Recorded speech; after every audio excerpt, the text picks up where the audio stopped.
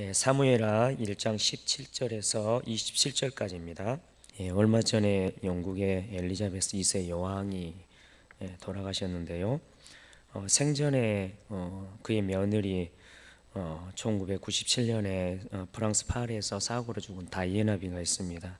자기 며느리인데 자기 아들 찰스 3세의 어떤 불륜으로 인해서 이혼을 하게 되고 또 다이애나비가 프랑스 파리에서 파파라치를 피해 다니다 교통사고로 죽게 되었었는데요.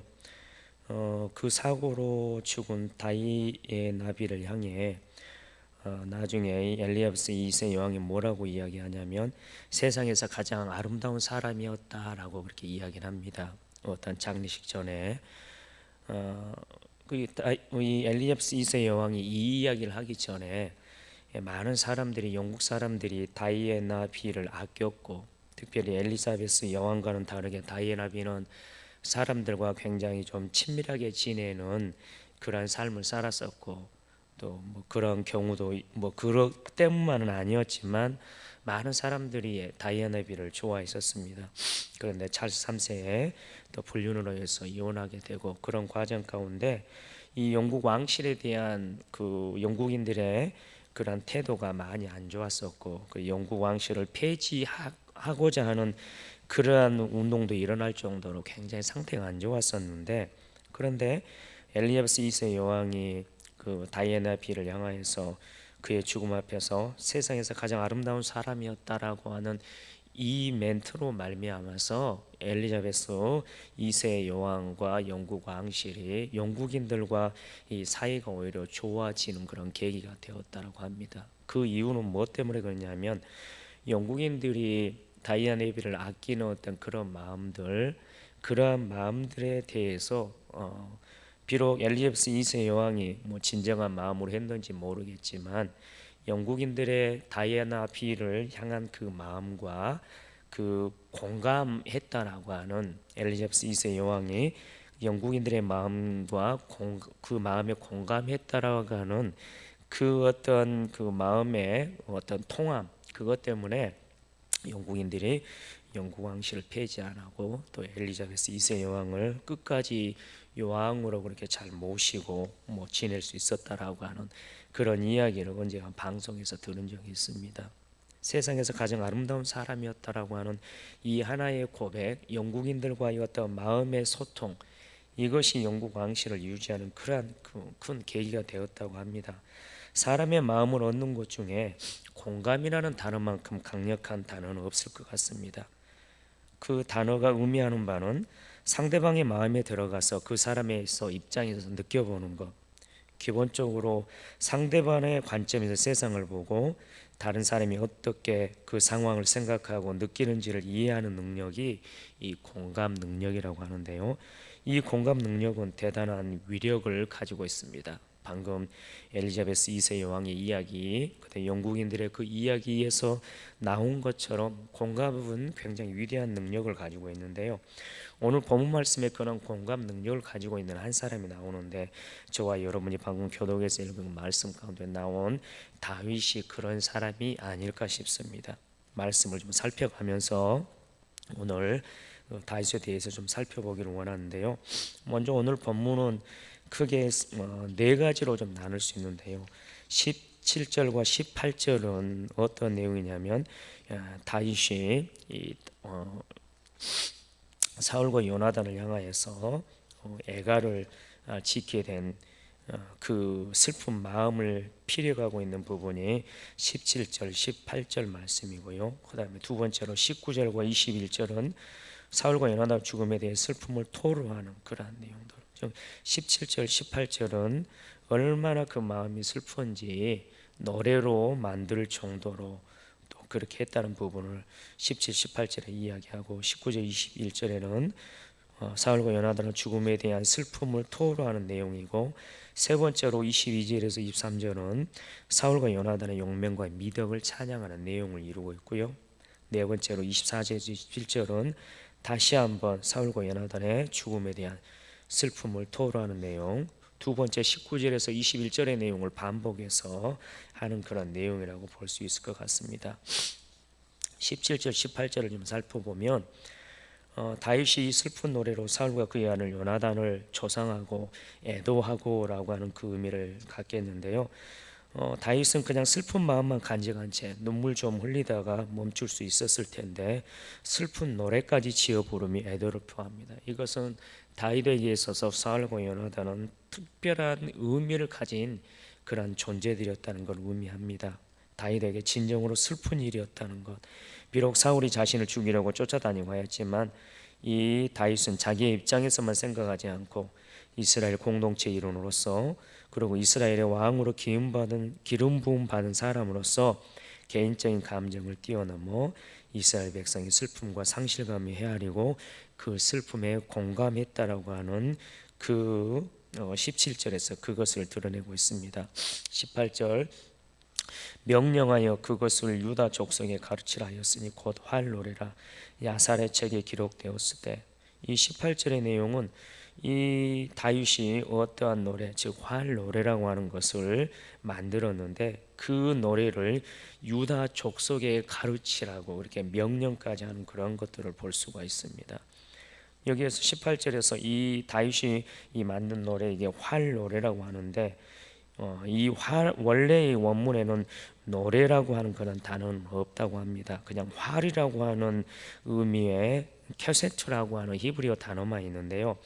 이 활이라고 활노래라고 명명한 까닭을 정확하게 말하기는 어렵지만 사울이 블레셋의 화살을 맞았기 때문이거나 그 다음에 요나단이 다윗을 구하기 위해 활 쏘기로 이 표시를 삼게 했던 것 사무엘상 20장 17절에서 42절에 그런 내용이 나오는데요. 그리고 역대상 8장 40절에 보면 사울과 요나단이 속한 베냐민 지파가 활 쏘는 자들로 유명했기 때문에 그러니까 활이라고 하는 이것이 요나단과 굉장히 밀접한 관계가 있었기 때문에 이 노래를 활 노래라고 했을 것이다 라고 그렇게 이야기합니다.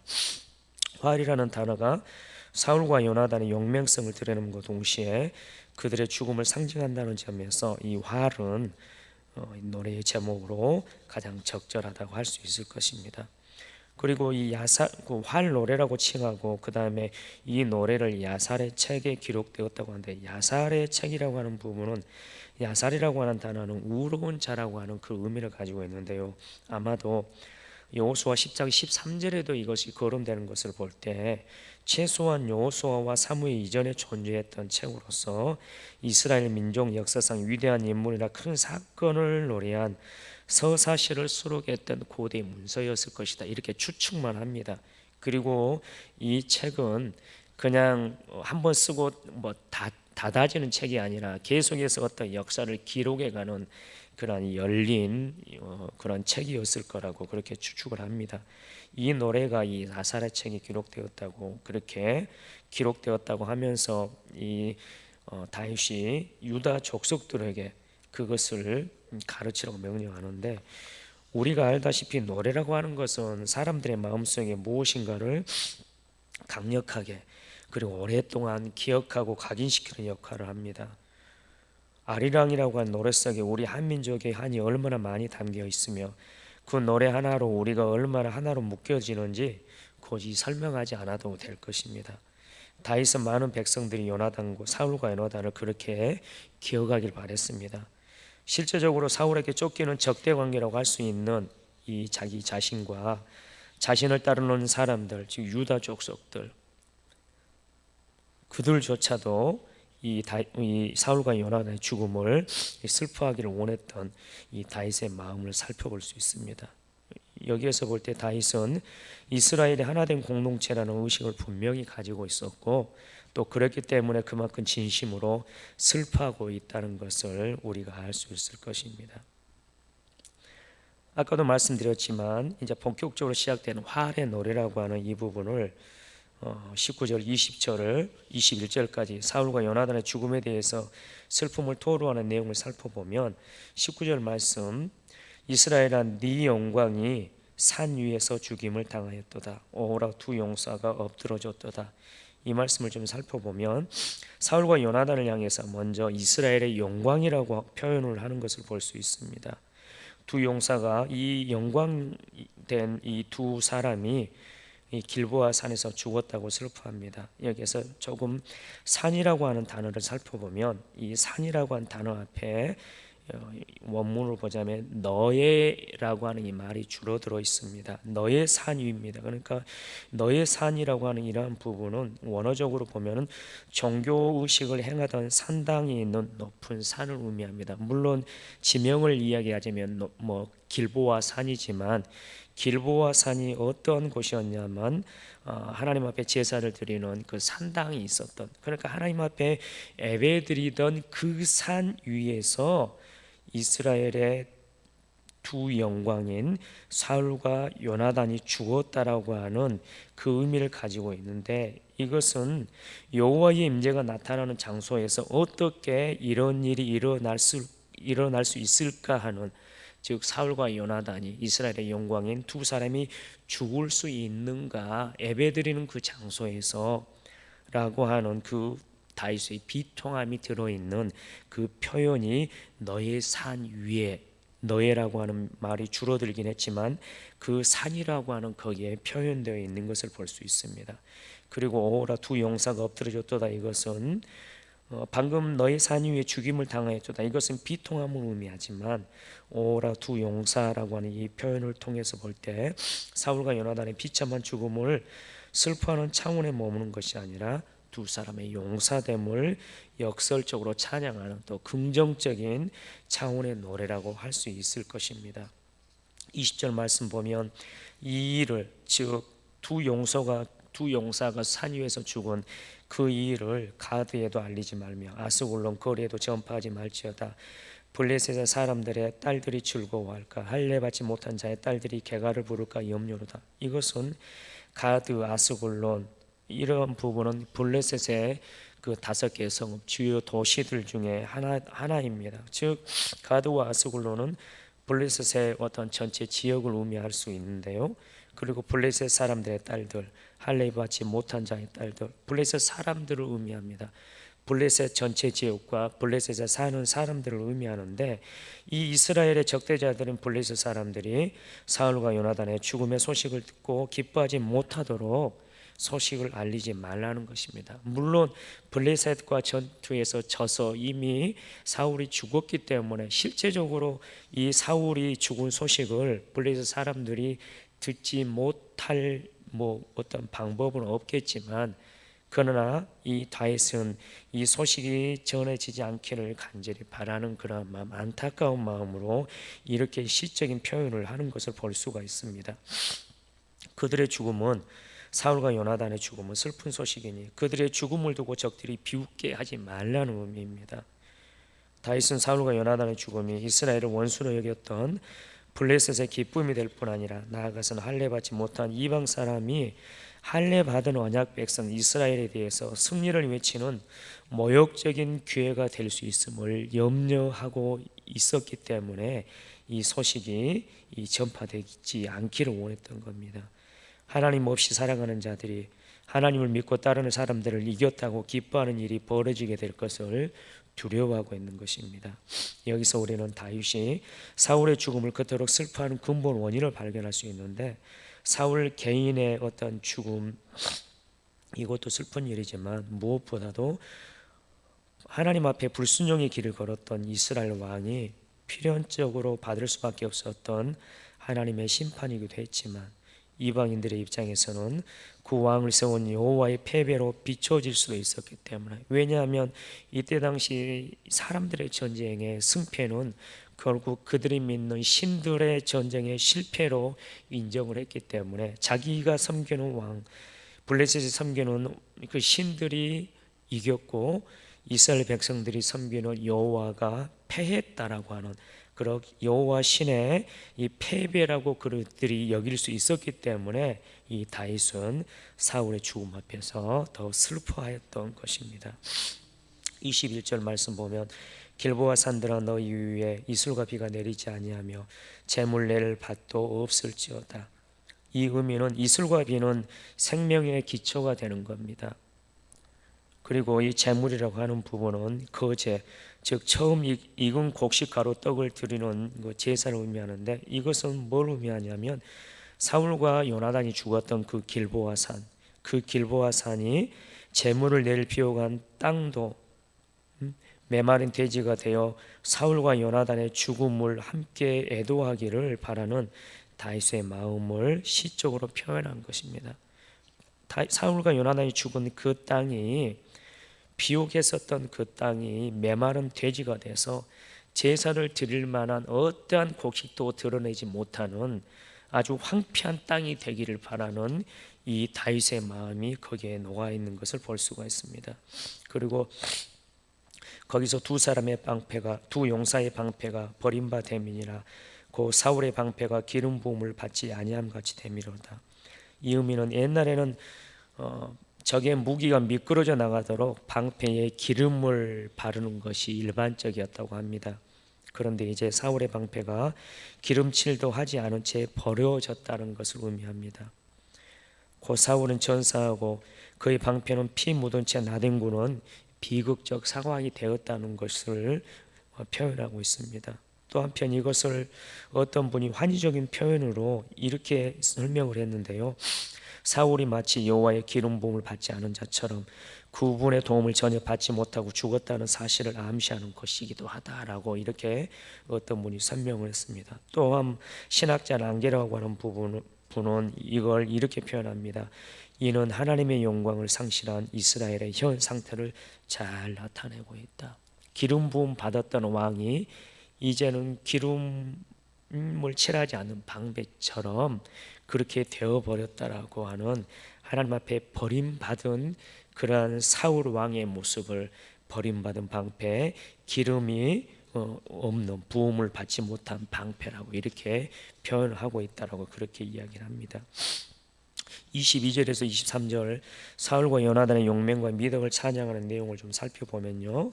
22절 죽은 자의 피에서 용사의 기름에서 요나단의 활이 뒤로 물러가지 아니하였으며 사울의 칼이 헛되이 돌아오지 아니하였도다.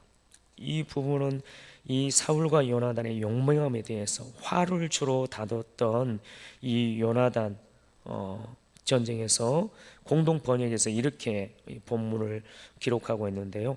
요나단이 한 번 활을 쏘면 사람들은 피를 쏟으며 쓰러졌고 그 살에는 적군 용사들의 기름기가 묻고야 말았으며, 이 요나단의 용맹함을 이렇게 표현을 하고 있고, 그 다음에 사울을 향하여서 이스라엘 백성들이 전쟁에 나갔다가 돌아올 때 사울을 향하여서 뭐라고 칭송을 하냐면 사울이 천천이나 되는 많은 적들을 물리쳤다라고 이렇게 이야기합니다. 이 사울의 용맹함, 즉 요나단에게서 나오는 활과 사울에게서 나오는 칼은 이 적진에 들어가서 수많은 적들을 물리쳤다라고 하는 그 의미를 22절에서 그렇게 표현하는 것을 볼 수가 있고요. 23절 사울과 요나단이 생전에 사랑스럽고 아름다운 자이러니 죽을 때에도 서로 떠나지 아니하였도다. 그들은 독수리보다 빠르고 사자보다 강하였도다. 사울과 요나단이 생전에 사랑스럽고, 사실 둘과의 관계는 그렇게 사랑스럽지 않았습니다. 누구 때문이냐면 다윗 때문에. 요나단이 다윗을 살리기 위해서 얼마나 이 사울 앞에 고자세를 취했는지 모르겠습니다. 사울이 그러한 요나단을 죽이려고 또 했었고 욕을 하기도 했었고, 그런데 오늘 이 다윗은 사울과 요나단이 생전에 사랑스럽다라고 이야기합니다. 아마도 다윗이 이 활의 노래라고 하는 부분이 두 사람을 애도하는 그러한 노래이기 때문에 거기에 사울을 굉장히 긍정적으로, 요나단과의 관계를 긍정적으로 표현하는 것을 볼 수가 있는데요. 자식으로서 끝까지 아버지를 버리지 않고 신하로서 충성을 다하는 요나단의 효심과 충정을 높이는 구절이라고 할 수 있습니다. 다윗을 보호하다가 아버지 사울로부터 죽음의 위협까지 당했던 요나단이 그럼에도 불구하고 사울을 배반하지 아니하고 자기 아버지와 나라를 수호하다가 사울과 함께 전사하고 말았던 이 요나단에 대해서 그들은 위대한 용사였다고, 사울조차도 위대한 용사였다고 이 표현하는, 그들의 그 용사됨을 찬양하는 이 다윗의 넉넉한 마음, 그들을 애도하는 이 다윗의 진정한 그런 마음을 볼 수가 있습니다.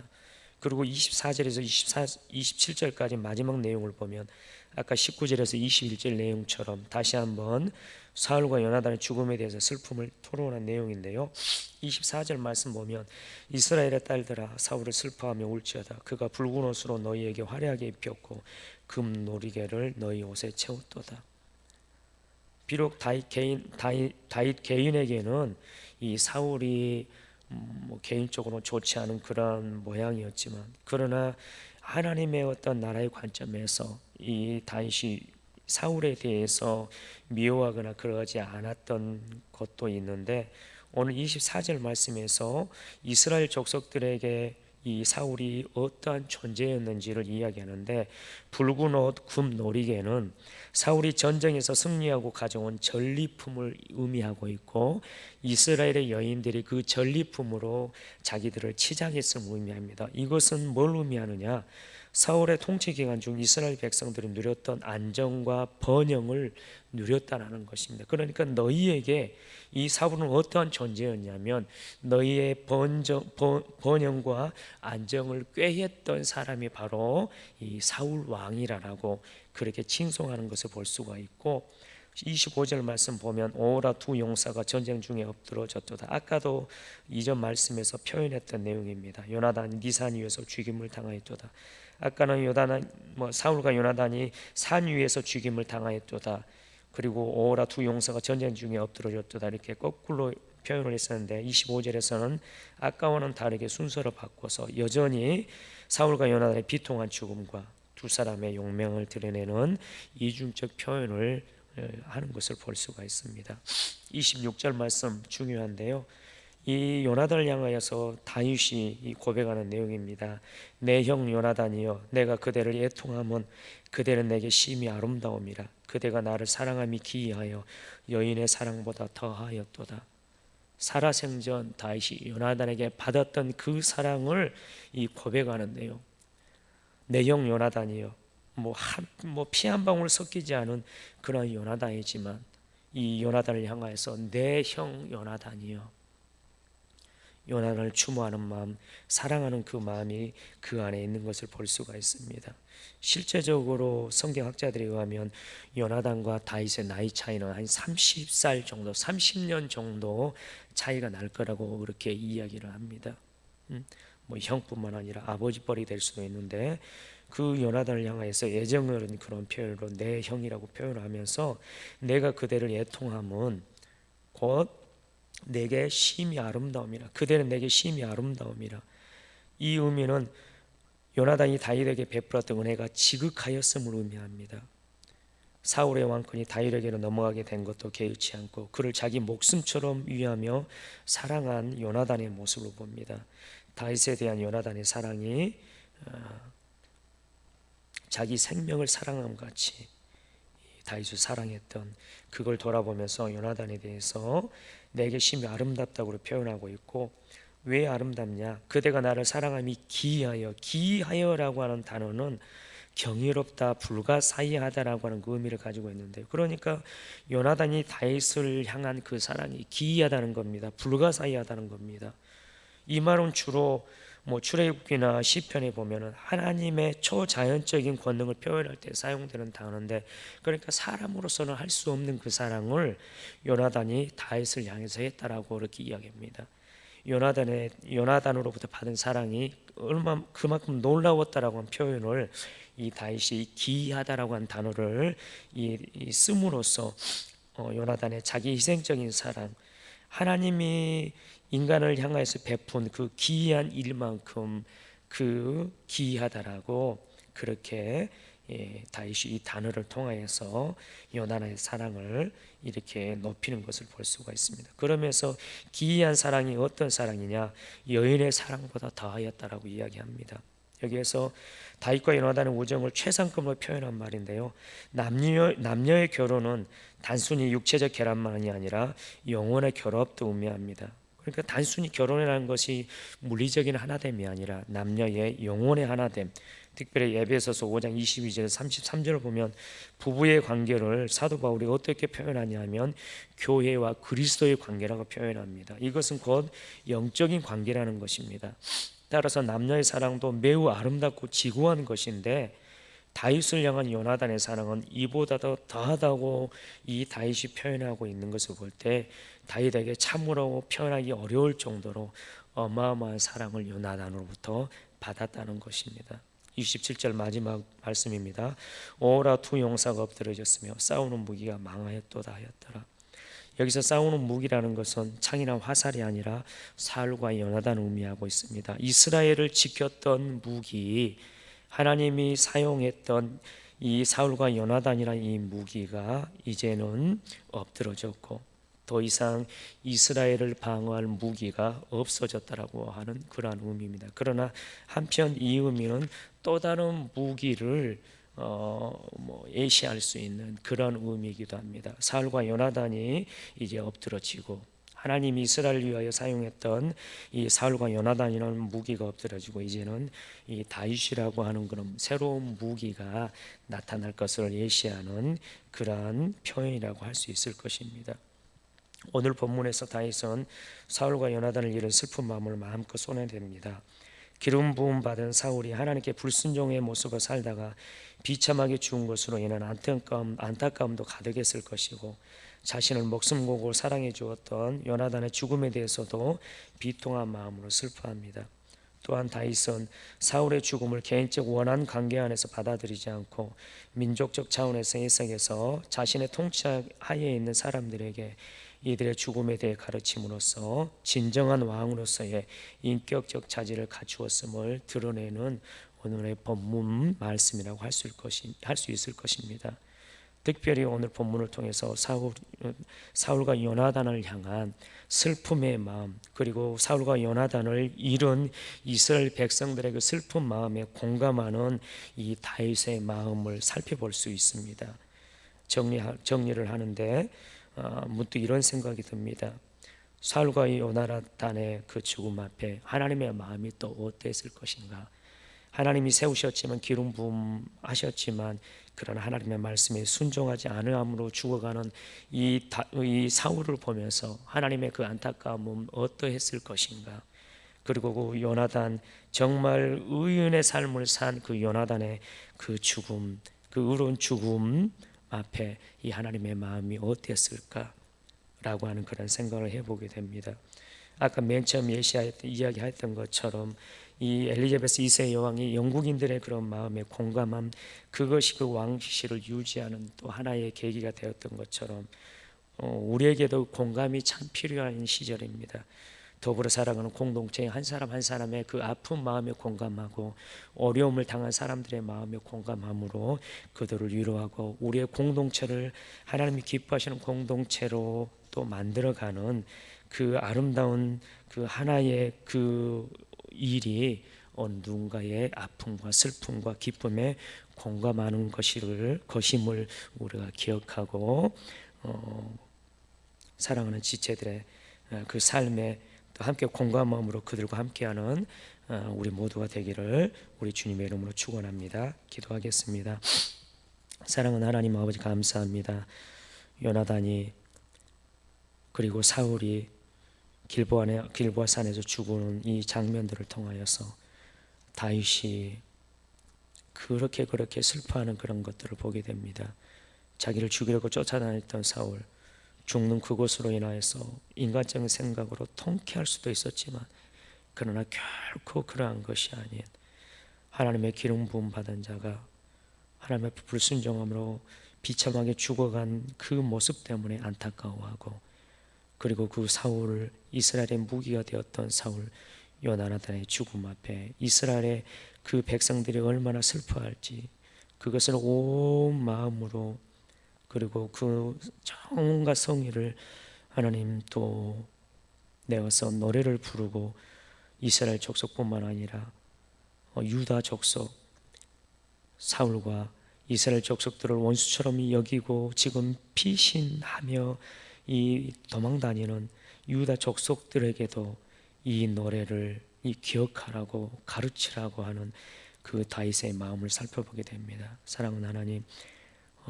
사울과 요나단 죽음에 진정으로 슬퍼하는 이 다윗의 마음, 다른 사람의 슬픔에 공감하는 그런 마음을 우리도 갖게 하여 주시고, 이러한 것이 후에 이스라엘과 유다를 하나로 모으는 이 통일 왕국의 기초가 되는 그것이 되었을진데, 사랑하는 하나님, 공동체의 아픔과 슬픔에 함께 공감함으로 공동체를 건강하게 세워가는 그 하나님의 마음에 공감함으로, 하나님의 아파하실 때 하나님이 아파하실 때 우리도 아파하고, 기뻐하실 때 함께 기뻐하는 그런 우리가 모두가 됨으로, 이 땅 가운데 또 하나님의 나라가 건강히 세워지도록 그 일에 일익을 감당하는 우리 모두가 될 수 있도록 은총을 베풀어 주시옵소서. 감사하고 예수님의 이름으로 기도드립니다. 아멘.